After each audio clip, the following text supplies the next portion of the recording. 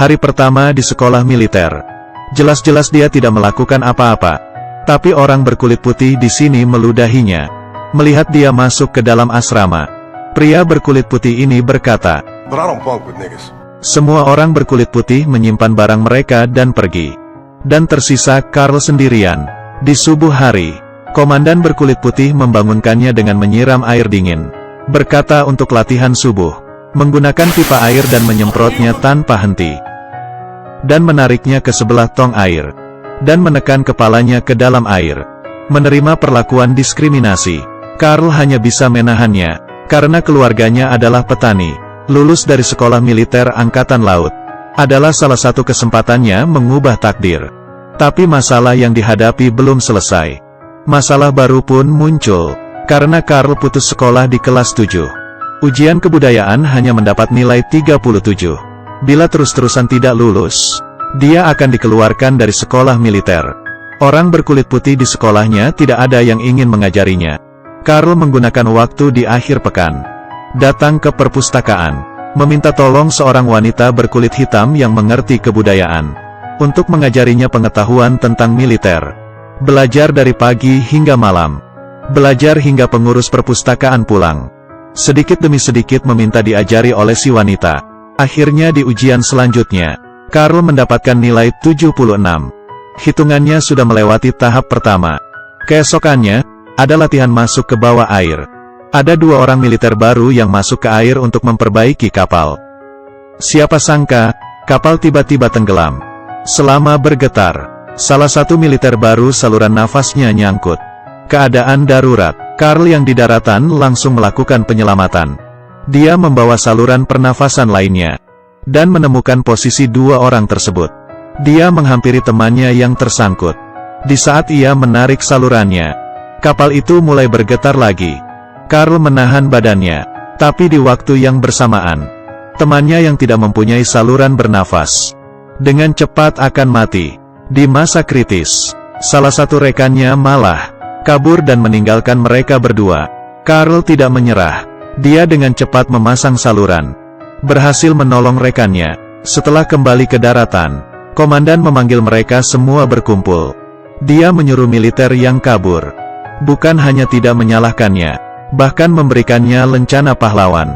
Melakukan hal ini untuk menghina Carl, agar dia tahu, orang berkulit hitam tidak akan pernah mendapatkan kehormatan di sekolah berkulit putih.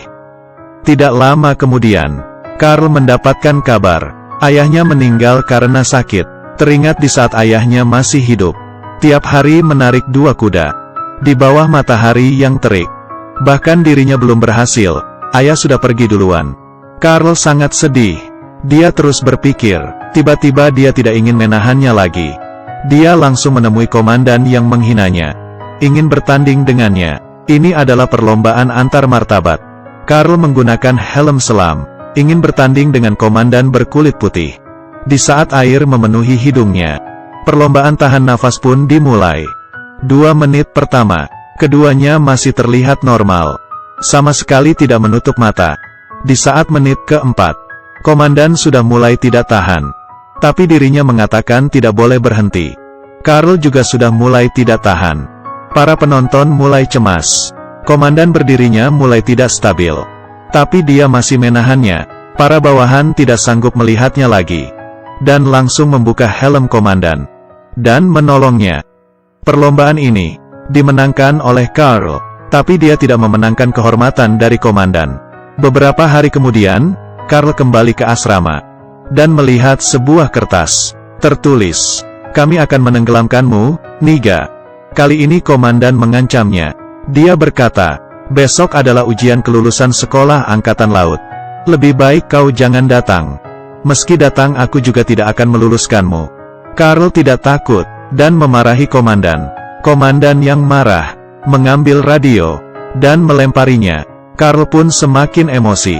Itu adalah hadiah satu-satunya dari ayahnya. Tapi dia tidak melakukan apa-apa. Harus tahu, setelah besok, semua sudah berakhir. Keesokannya, peraturan ujian kelulusan sangat mudah. Hanya perlu memasang dengan benar alat ini di dalam air. Sudah lulus dari ujian, Carl menggunakan baju selam, dan masuk ke dalam air dan dengan cepat menemukan bagian yang dituju. Dia meminta tas peralatan dari petugas di atas. Siapa sangka, sebelumnya, komandan menyuruh orang untuk merobek tasnya. Sekali lempar, semua barang-barang pun keluar dari tas. Karl yang dibawa air kaget, tapi perlahan-lahan mulai memegang peralatan. Dengan cepat sudah ada satu orang yang lulus. Hingga malam hari, hanya tersisa Karl seorang. Dia sudah di dalam selama 9 jam. Dan dikelilingi kedinginan. Tangannya terus bergetar.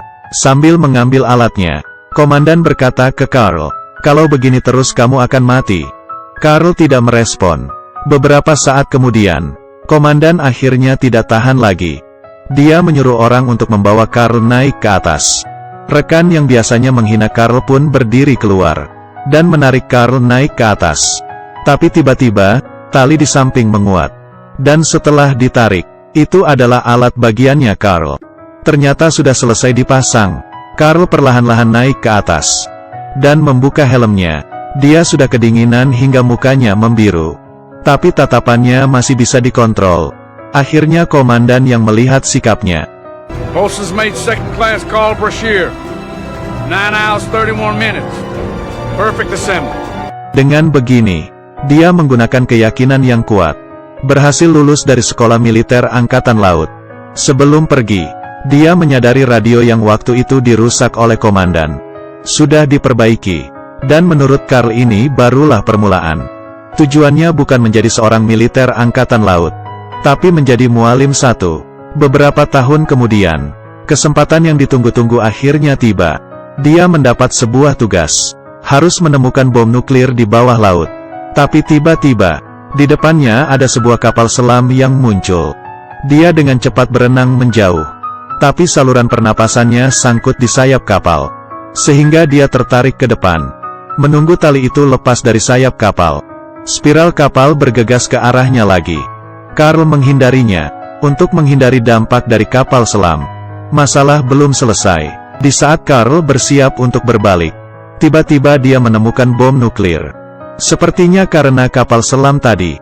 Karena sebuah kecelakaan, dia menemukan nuklir dan menariknya ke atas. Di saat seperti ini, Tuhan masih bercanda kepadanya. Demi menolong orang, kakinya patah. Setelah siuman, para reporter mewawancari sikap kepahlawanannya. Atasan memberikannya lencana, tapi Karl masih tidak terima. Dia langsung meminta amputasi, dan memasang kaki palsu sehingga dia bisa kembali bekerja. Demi memulihkan badannya, dia mulai latihan. Tapi dia yang kehilangan satu kaki. Kekuatan badannya tidak sama seperti dulu lagi. Karl berlatih lompat tali, tapi tidak gesit. Lompat tidak sampai 2 kali sudah nyangkut. Baru ingin mencobanya lagi, sudah langsung sakit. Karl mendadak jatuh ke bawah, tepat ketika dia sangat kesal. Komandan yang sudah lama tidak ketemu pun muncul. Dia datang untuk membantu Karl. Dia memberitahunya, kolonel di Angkatan Laut berencana memberimu pertemuan evaluasi medis. Sampai saat itu, dia akan memaksamu pensiun. Demi membantu Karl, komandan menemui kolonel untuk bernegosiasi. Dia meminta untuk memberi Karl waktu selama 4 minggu untuk latihan. Kemudian meminta Direktur Militer Angkatan Laut memberi Karl pertemuan pendengaran yang adil. Kolonel langsung menolaknya, tapi di saat dia mau keluar, di depan pintu penuh dengan reporter. Semua orang khawatir dengan pahlawan dunia ini. Apakah akan mendapatkan pertimbangan yang adil? Saat itu mereka tidak bisa apa-apa. Hanya bisa menepatinya. Komandan mulai membantu Karl latihan. Pemulihan Karl pun lancar. Dengan cepat mencapai standar normalnya militer. Hari ini adalah hari pengadilan. Kolonel berkata, "You're almost 40. You have one leg. Can you really keep up with healthy divers? Half your age." Karl berkata tidak masalah. Kolonel langsung menyuruh orang membawa baju perlengkapan menyelam. Berat 290 pound. Bisa memakainya dan berjalan 12 langkah.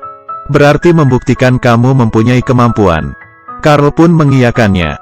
Komandan membantunya memakaikan alat penyelaman. Setelah memakaikan helm, dia ingin membantu mengangkat Karl. Karena proses dari duduk ke berdiri, beratnya 2 kali lipat lebih berat. Tapi kolonel tidak setuju. Karl pun berusaha sekuat tenaga. perlahan-lahan berdiri. Selangkah saja belum jalan, sudah mengeluarkan kekuatan yang sangat besar. Dia mulai perlahan-lahan melangkah ke depan.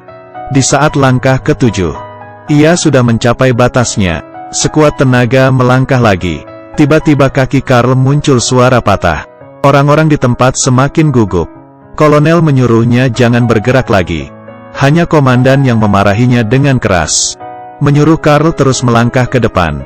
Menahan rasa sakit yang tak tertahankan. Karl terus melangkah.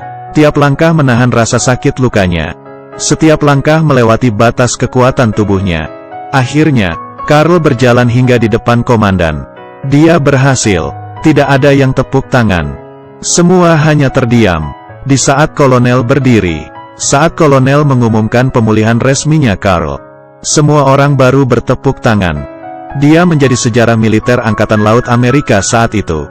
Orang pertama yang bisa kembali ke tugas militer dalam keadaan cacat. Ini adalah kisah nyata.